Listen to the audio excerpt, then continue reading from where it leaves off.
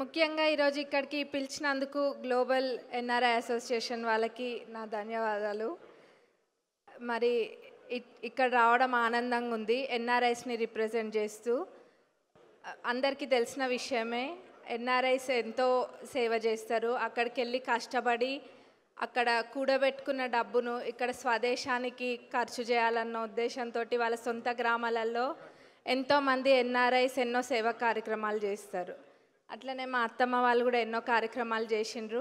అదే ఇన్స్పిరేషన్ తీసుకొని నేను కూడా తప్పకుండా చేస్తా. ఇంకా చాలా కొన్ని చోట్ల ఇంకా వెనుకబడి ఉన్నాయి కొన్ని ప్రాంతాలు, వాటన్నిటిని కూడా ఇప్పుడు కాంగ్రెస్ ప్రభుత్వం మేము తప్పకుండా మంచిగా చేస్తాం. అట్లనే ఎడ్యుకేషన్, హెల్త్ ఇవి చాలా ఇంపార్టెంట్, వీటిపైన ఫోకస్ చేస్తాం.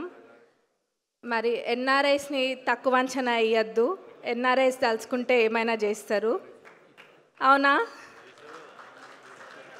మరి నేను వచ్చి నెల రోజులే అయింది, అంటే మా అత్తమ్మ 6 నెలల నుంచి కష్టపడుతుండ్రు.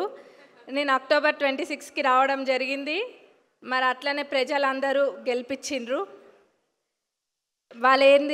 వాళ్ళకి కావాల్సింది నమ్మకం, పనులు చేయడం. మనకి మంచి హృదయం ఉండి మనం సేవ చేయాలనుకుంటే ఎక్కడైనా రాణించవచ్చు అనడానికి నేనే ఉదాహరణ.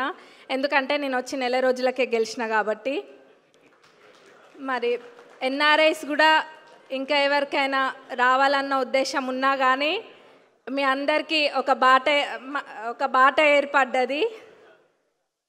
ఇంకా యూత్ కూడా చాలామంది ఉన్నారు. యూత్కి కూడా ఒక యూత్ ఐకాన్ లాగా అట్లనే మా నియోజకవర్గాన్ని ఒక రోల్ మోడల్ లాగా తీర్చిదిద్దాలని నేను అనుకుంటున్నా. తప్పకుండా కూడా అది చేసి చూపిస్తా. అది చూసి వేరే నియోజకవర్గాలలో ప్రెషర్ పెరిగే అంతగా మా నియోజకవర్గాన్ని ఒక రోల్ మోడల్గా తీర్చిదిద్దుతా. మళ్ళీ ఈ అవకాశం ఇచ్చినందుకు మళ్ళీ అందరికీ ఒకసారి నా ధన్యవాదాలు. Thank you.